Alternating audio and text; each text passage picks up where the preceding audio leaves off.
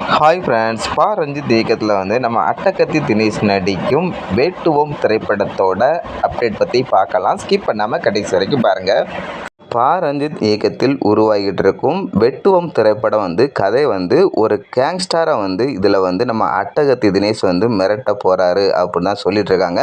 இதில் வில்லனா நம்ம ஆர்யா கலக்க போகிறாரு. இதோட திரைப்படத்தோட படப்பிடிப்பு காரைக்குடியில் ரீசெண்டாக தொடங்கியிருக்காங்க அப்படின்னு அப்டேட் வந்திருக்கு.